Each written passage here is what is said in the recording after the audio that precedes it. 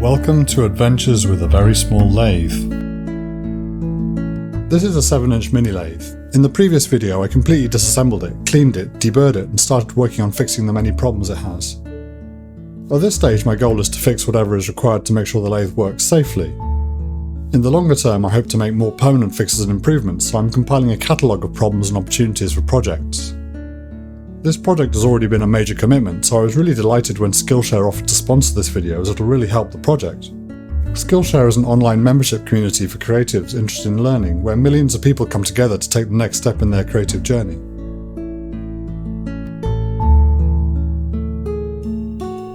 Skillshare offers thousands of inspiring classes for curious people on creative topics like illustration, design, photography, freelancing, video and more. I've recently explored quite a few classes on the site on video storytelling, film lighting, colour grading and video editing, as well as mechanical engineering and CAD. I particularly enjoyed the classes on lighting and colour grading, and while my lighting and colour are nothing to write home about, I'm gradually getting better as a result. The first 1,000 people who click on the link in the description will get a 2-month free trial of premium membership so you can explore your creativity.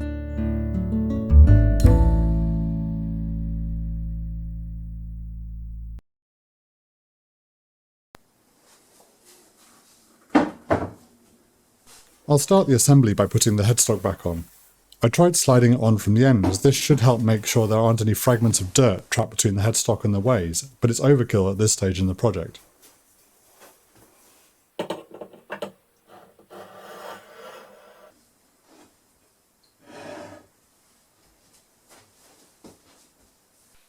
When I came to tighten the bolts, I noticed this problem. The contact points are incorrectly aligned for this bed, causing the bevel to be way out of alignment. If the bevel is fitted correctly, the other side of the headstock is several millimeters above the bed. This will need to be shimmed or remachined and will probably be one of the first improvement projects I do. The 4 headstock screws are installed from below and probably shouldn't be over tightened until the bevel fitting issue is resolved.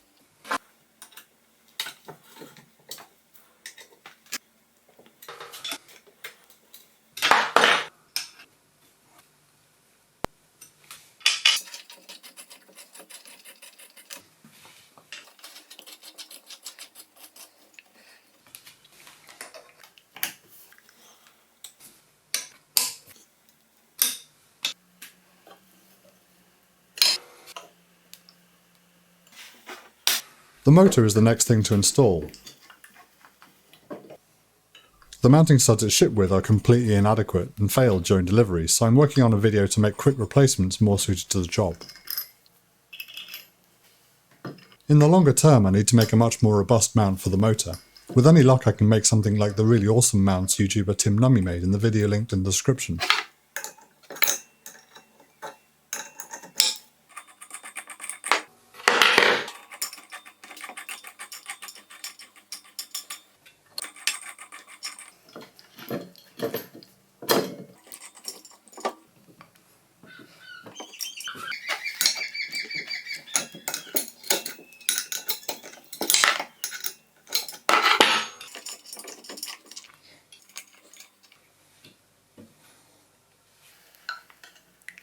These 2 hex bolts act as spacers to keep the motor steady under drive load.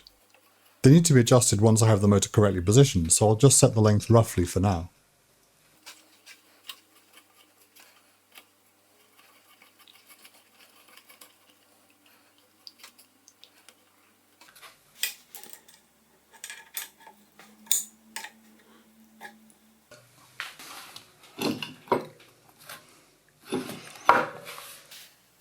The motor cable runs through this hole in the casting and into the back of the control panel, but I need to carefully make sure it stays clear of the lead screw, which runs just under the hole here.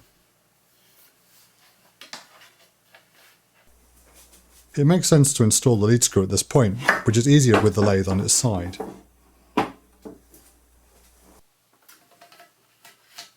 First, this plastic shield makes sure the cable doesn't rub on the lead screw if it sags down.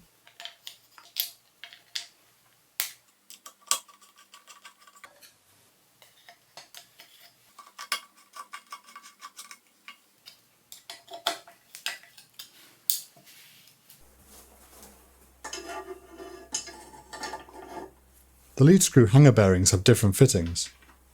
At the headstock end, the screws fit through the round holes, locking the bearing in position.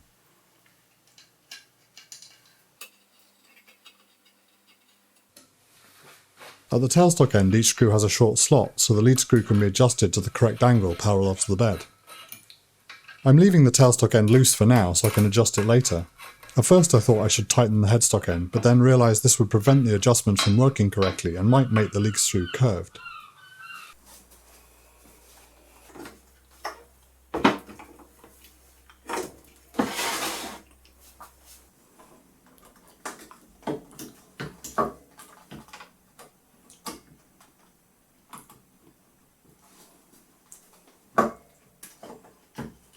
The belt needs to be installed and correctly tensioned before going any further, but the spacer bolts are preventing the motor from moving enough to get past the rest of the shaft.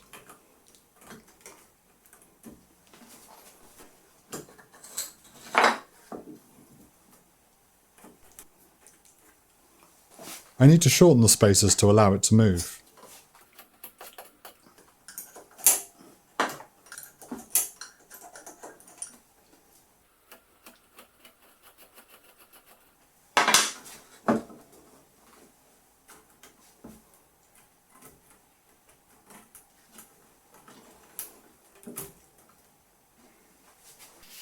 To make sure the belt runs straight, parallel to the headstock and well clear to avoid rubbing, I carefully adjust the position of the pulley.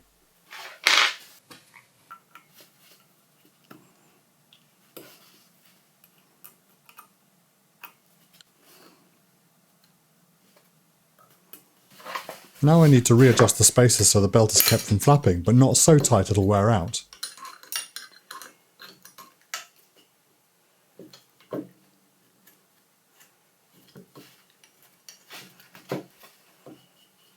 The power cable makes it really hard to see properly, so I took it out again.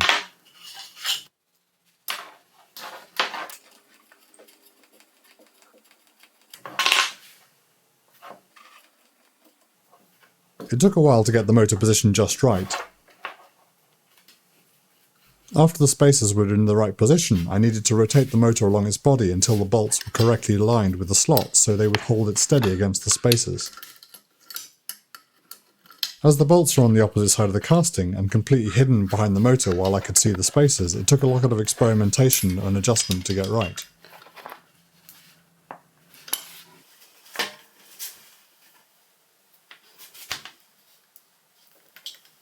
Along with the motor power cable, the 3 wires from the power inlet need to go back through the casting as well.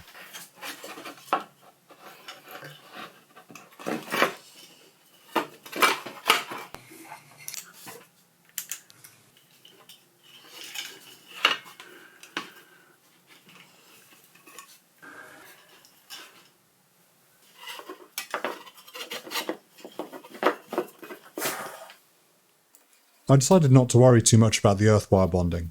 While there is paint on the flat surface, the screw thread has good metal-to-metal contact along its length, so the headstock and bed should be adequately earthed.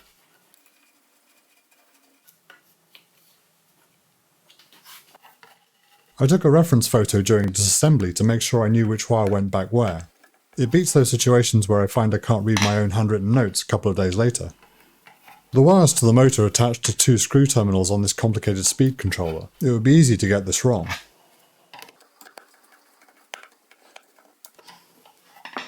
The power input wires aren't very long, so it's easier to hook the panel over the bottom 2 screws before fitting them.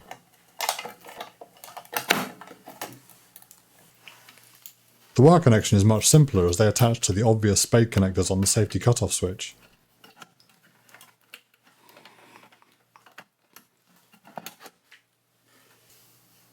Before I go any further, I need to check that everything works, so I fit these top 2 screws and give it a spin.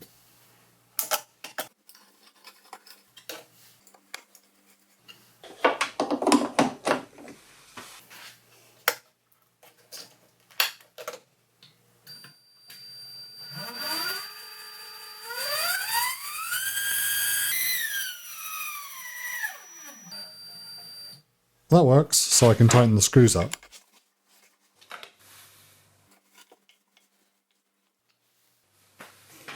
Sadly, I didn't spot the washer underneath the housing when I was filming this.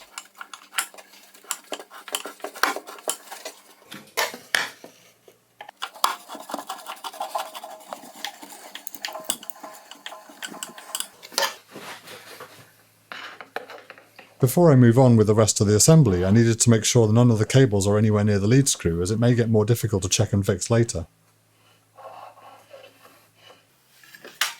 The motor cover fits with 3 screws directly into the casting, 2 on the top and 1 down the left hand side.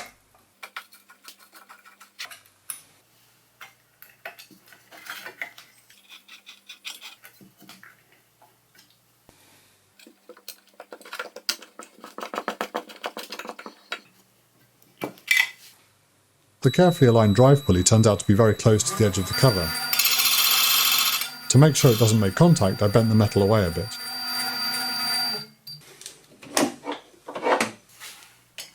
The cover for the drive belt is also the mounting plate for the upper part of the feed gear train. It's held in place by 2 screws at asymmetric positions in the headstock casting.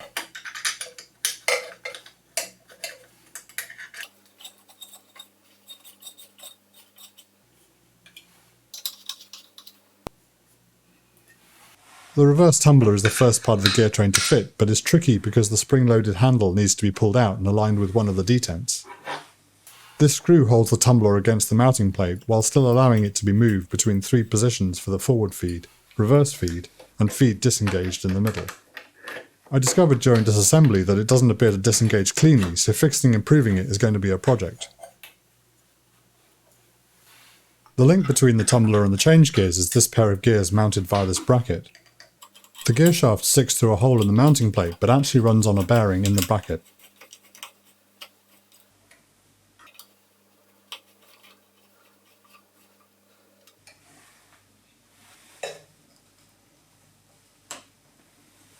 The change gears are mounted on a banjo, which needs to be lifted up until the gears are engaged and secured in place with this nut.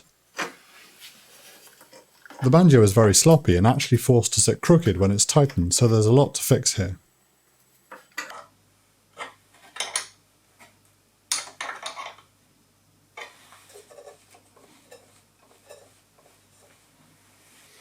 Earlier, when I was fitting the hex spacer, I noticed that the surface of the casting is not perpendicular to the length of the bed, and screwing it in forces the stud at an angle. If I'm going to fix the way the banjo sits crooked, this will need to be fixed first.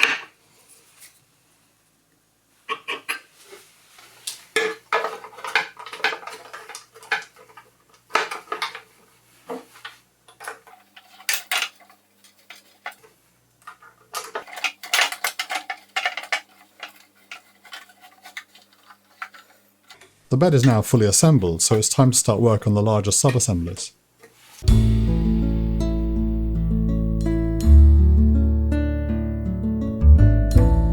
The saddle. These are the 2 most important parts of the carriage assembly: the saddle itself and the cross slide.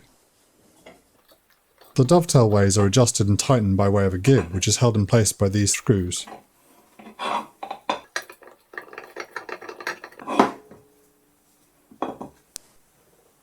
Unfortunately, the detents in the gib don't line up with the spacing of the screw holes, which means the gib isn't going to be held in place properly no matter how much I adjust the screws. I'll either need to find a way to rescue this one or make a new gib.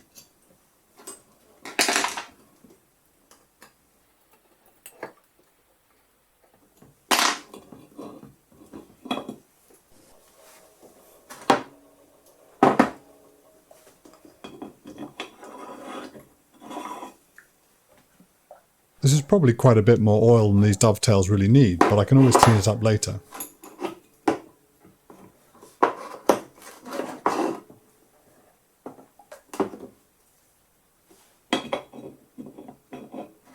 It took me quite a bit of fiddling to work out all the parts I needed to get the cross slide assembled correctly.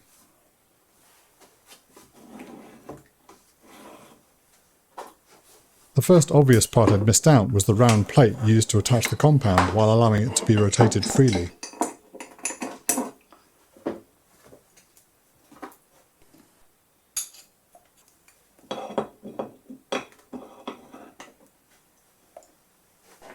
The next missing part is the lead screw nut, which needs to be fitted to the underside of the slide.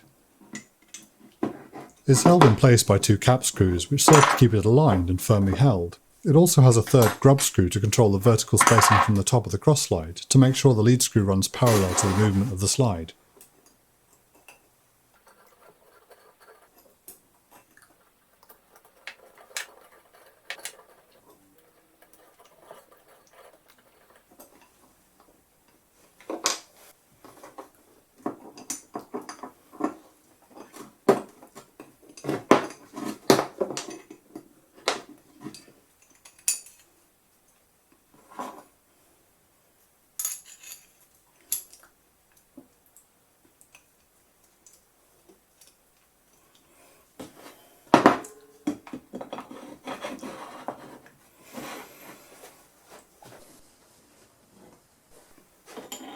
The lead screw screws into the nut, which is not yet tightened in place as the exact adjustment will happen later.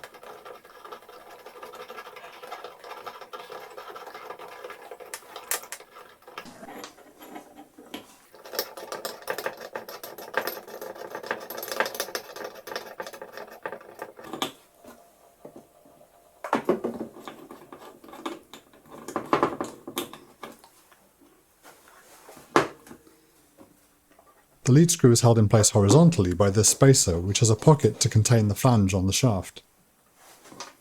The pocket is quite a bit deeper than the width of the flange, which adds a lot of backlash to the screw's movement.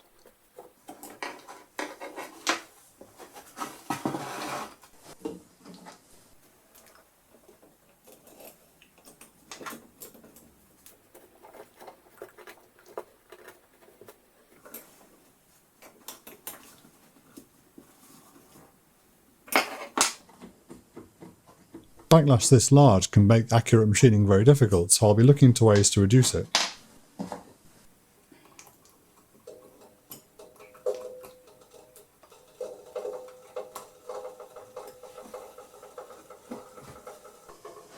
In addition to the backlash, there's a lot of slop in the dovetail, but fixing this properly will be easier once the saddle is mounted on the bed.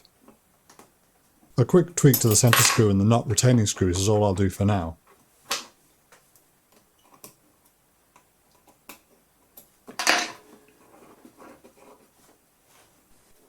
This ring is the scale for tracking handwheel rotation. Theoretically it could be used to reduce the backlash, but in practice it needs to be free to move to adjust the scale 0, so that's not a useful solution to the backlash problem.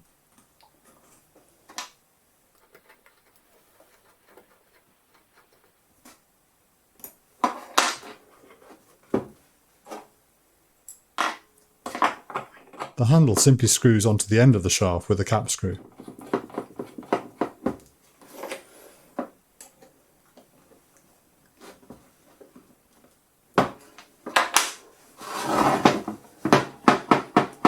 The saddle is now nearly complete and the moving parts all seem to move as they should.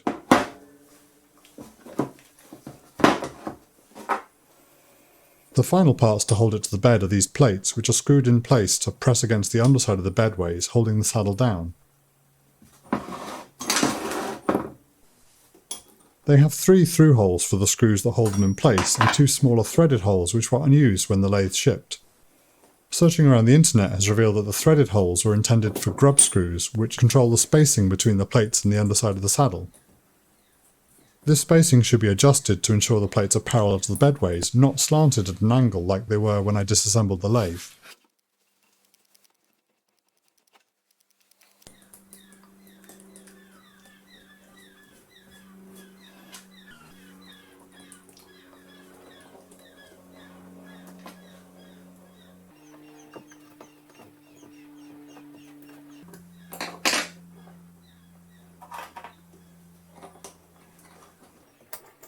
I fitted the screws roughly in position with plenty of slack before putting the saddle on the bed.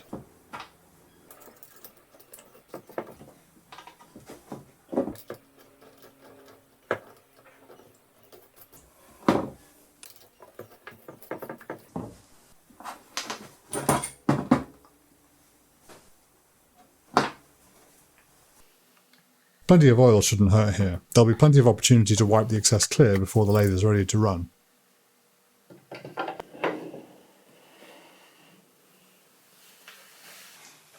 I started the plate adjustment by tightening the 3 main screws until the plate was just in contact with the bed and still looked level to the eye.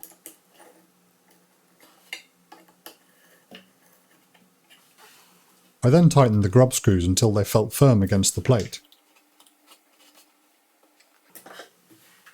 This was enough grip to stop the saddle from moving, so I backed the tension off until the saddle could move, but the plate was still in firm contact with the underside of the bed.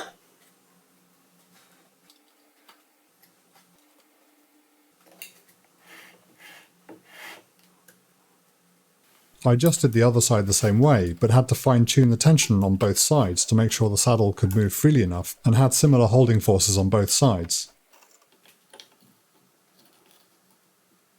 The plates should be more capable of holding the carriage steady with this larger contact area than they were when they were just scraping along the corner of the bedways.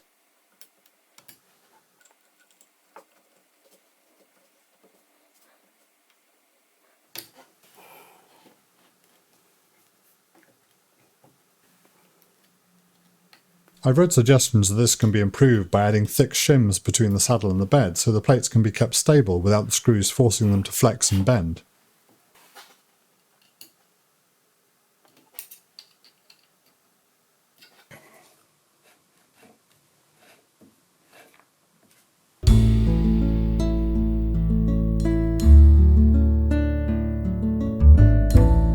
The apron. To make the carriage functional, the next part I need is the apron. There'll be a gib held in place by these 3 grub screws, but more on that later.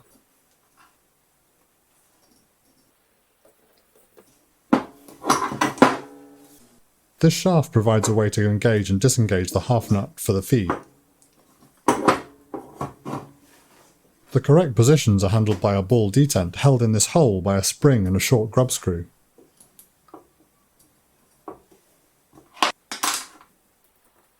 The grub screw needs to be tightened until the shaft is prevented from turning beyond its normal range, but it's hard to check the movement range before the handle is fitted.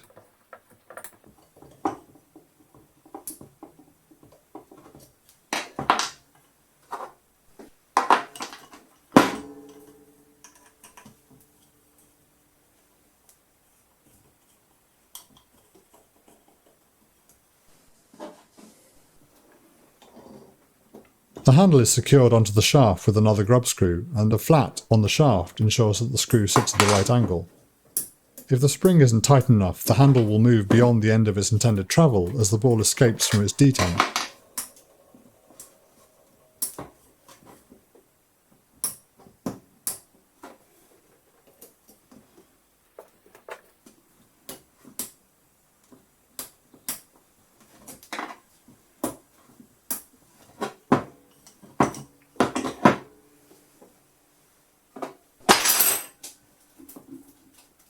The only other part I removed for cleaning was the gear for hand cranking the carriage.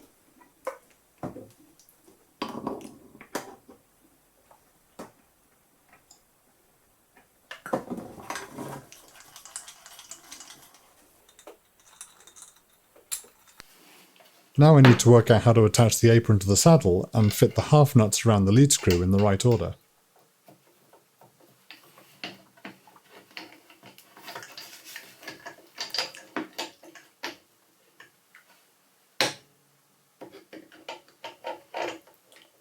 I couldn't work out how to do both at the same time without growing an extra pair of hands, so I moved the saddle to one side to sort out the half nuts first. The half nuts need to be fitted onto pins on the handle rotor, which cause them to open and close when the handle is turned. The pinion also needs to be engaged with the rack on the bed. Once everything's in the right place, the gib can be slid into place and tightened. This is another gib with detents that don't line up with the grub screws.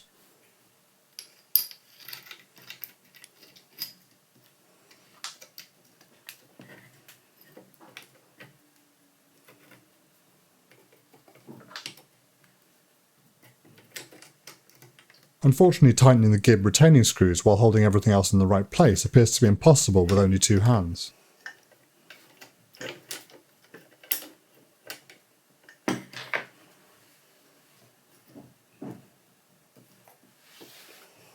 To work around this, I'll try attaching the apron to the saddle to keep it steady first.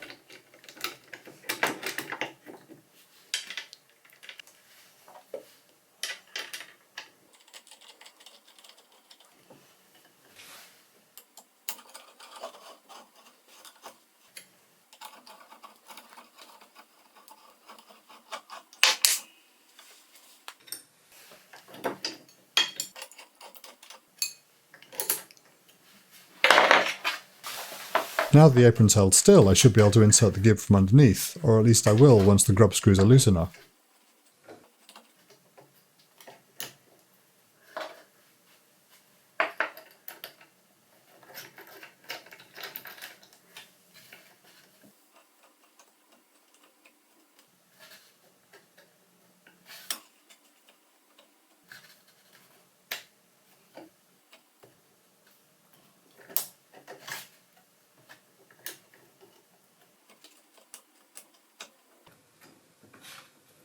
Finally, success.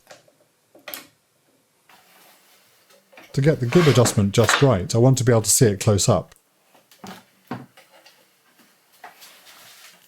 Part of the difficulty I had was because there's such a large gap between the gib and the dovetail, which makes it slop around too much.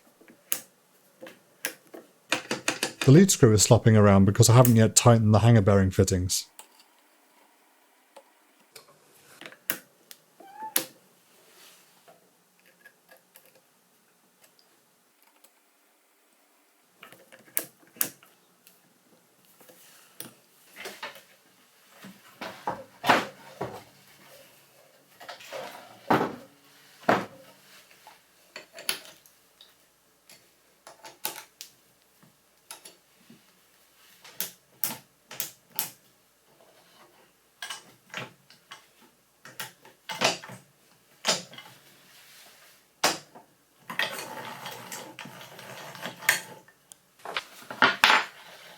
Now the saddle is secured to the lathe, there's a good time to tighten the cross-slide gib.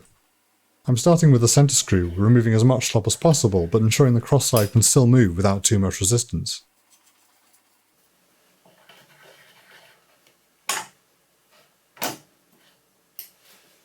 It's important to make sure there's very little slop here, as it can cause tool chatter.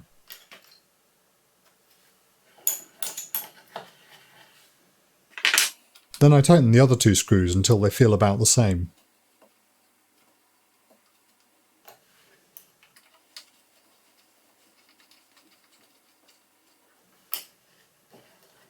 Tightening all three to the same level has effectively locked the slide, so they need to be backed out a little.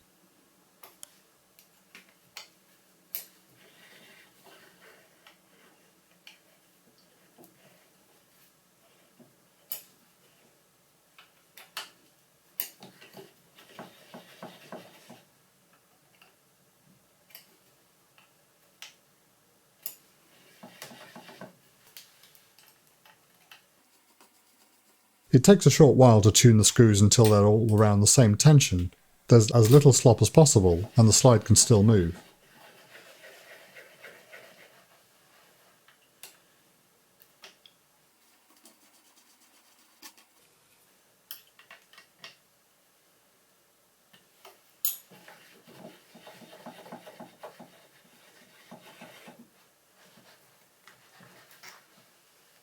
Now that the apron is in position, I can set the height of the lead screw.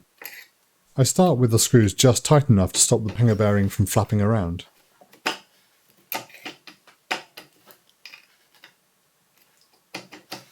I then crank the carriage to the tailstock end of the screw and engage the half nuts. This pulls the lead screw to the correct height, and a quick wiggle confirms there's very little play around this position. I can now tighten the hanger bearing screws to fix the lead screw permanently at this height.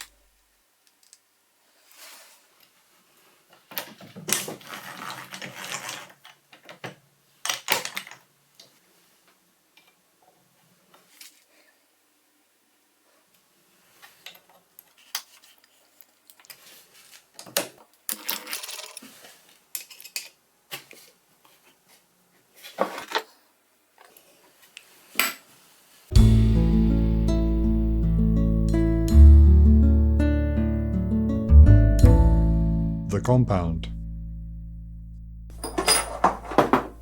The final major addition to the carriage is the compound. It's another dovetail slide, but much simpler than the cross slide. There are also a couple of differences in the mechanism. The biggest difference is that the lead screw is attached to the top of the slide rather than to the bottom. Also, unlike the cross slide, there is no nut. The shaft just screws into a threaded hole in the base.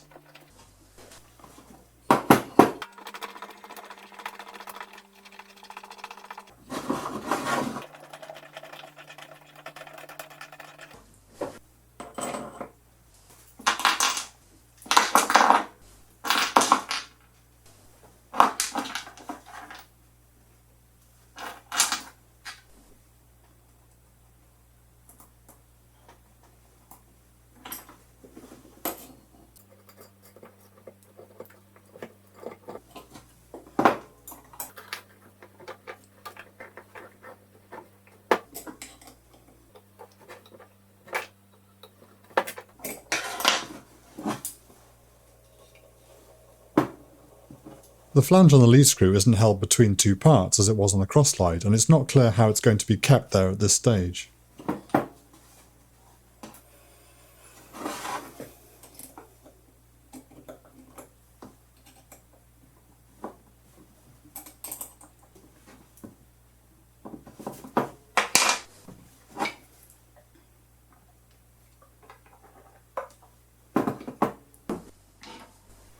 The adjustable scale fits onto the shaft with a grub screw, as we've seen before.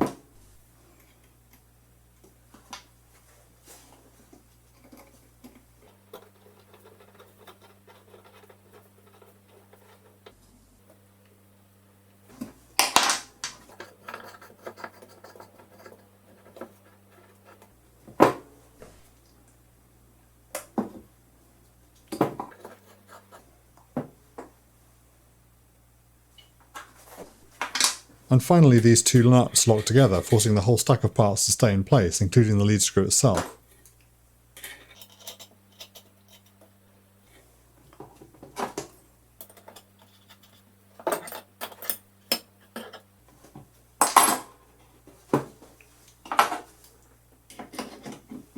This is a really clunky assembly, and I'm pretty sure I'm going to completely redesign it.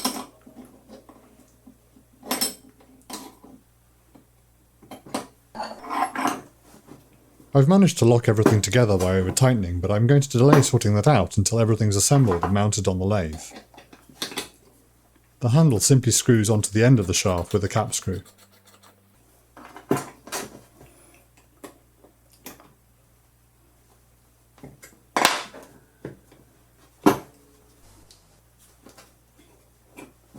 The gib retaining screws fit the same way as on the cross slide, and the detents in the gibs seem to be pretty much in line up for a change.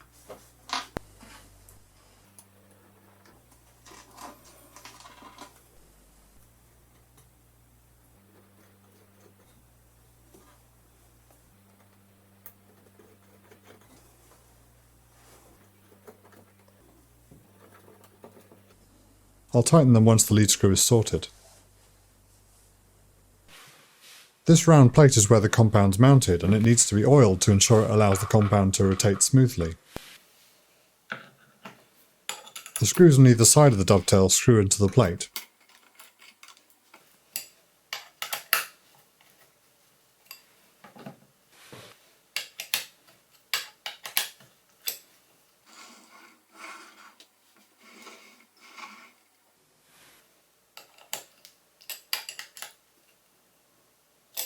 The compound needed to be this far back to fit the carriage, but needs to be wound fully forward to tighten the gib correctly, so I've loosened the gib and lead screw enough to move. It's important to make sure the gib is nice and snug, or the tool post won't be rigid enough to cut well.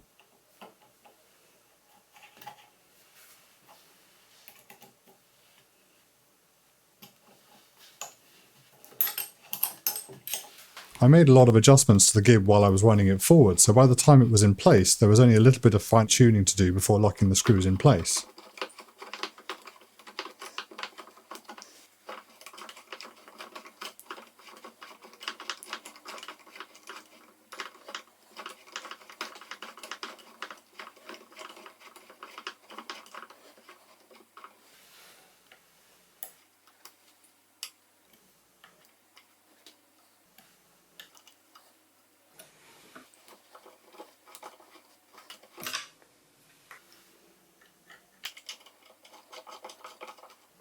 I made the gib quite a bit tighter than the cross slide, as I almost never need to crank the compound long distances, and it's very important to get it as rigid as practical. The lathe really needs a compound lock to keep it secure while machining, but it doesn't currently have one.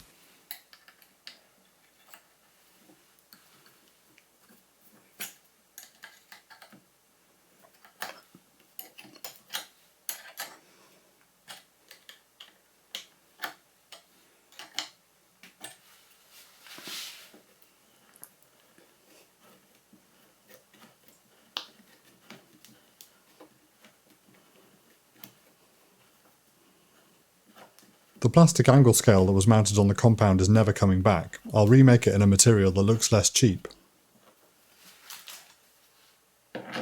Finally, the tool post. I did a complete video on installing this quick change tool post, which is a major upgrade from the tool post that came with the machine. Check the link at the top right now if you missed it.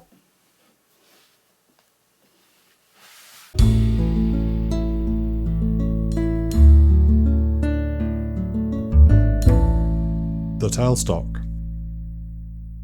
The only thing left is the tailstock. The tailstock is in such bad condition I considered scrapping it, but I've decided to keep it around for now to see if any worthwhile improvements can be made. This threaded stud locates the quill lock ring and handle.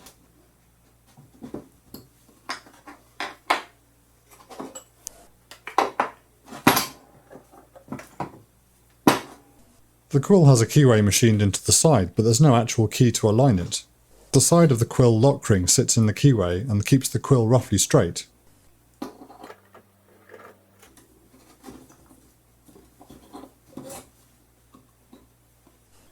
The lead screw is much like the others on the lathe and has a lot of backlash, which I'd like to fix.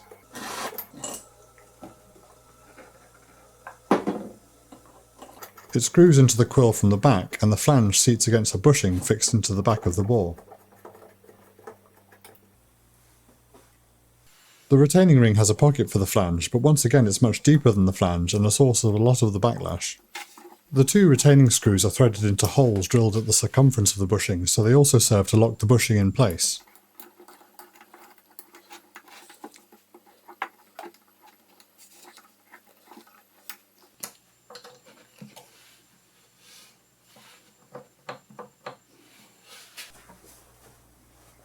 The plastic feed wheel got damaged during the disassembly, so I'm going to replace it. I haven't decided whether to order an exact replacement or if I'll get around to making a better one soon.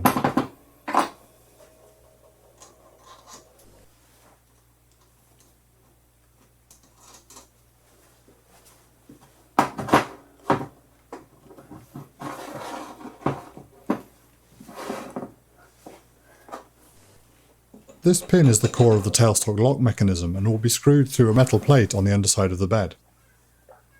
To allow the lock to be engaged and disabled quickly, the pin sits on an eccentric section of this handle shaft. Rotating the handle lifts the pin and presses the plate firmly against the underside of the bed. The shaft is held in place by a grub screw which fits into a groove near the end.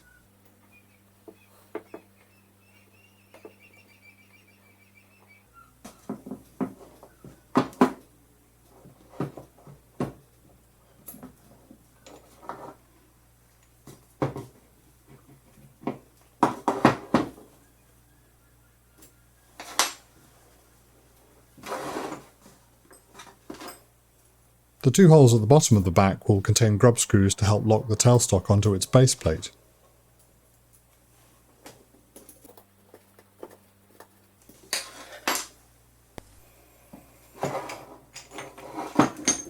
The base plate itself is loosely held by a cap screw which sits in this slot. This allows the position of the tailstock to be adjusted, and the grub screws are needed to lock it. With the plate and retaining nut added to the shaft, it now slips easily onto the bed. The nut needs to be adjusted to get the right length, to make sure the locking action is easy to use and disengages cleanly.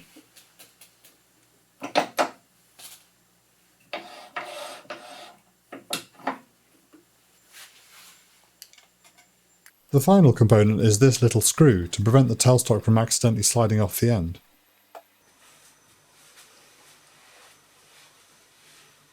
And the lathe is back together, and hopefully now should run without shaking itself to pieces. There's a lot of fine tuning to do, especially aligning the tailstock before it can do accurate work. The next steps will be improving the lathe bit by bit. I'm hoping to learn quite a lot from improving this lathe, and some of the projects I try may not make sense for a lathe of this quality. I'm going to do them anyway though, as it's very liberating to have a machine to work on where I can afford to make such mistakes. The next video will likely be about improvements to the motor mount, after which I'll probably be looking at the way the saddle and headstock fit into the bed. Skillshare's support has been really helpful to make this series happen, so if you enjoyed the video, please check out their community via the link in the description. I'm compiling a public playlist of project videos on improving this type of lathe, so if you know of any good videos or want to see a project that hasn't been videoed before, feel free to let me know in the comments. Stay tuned and I'll see you next time.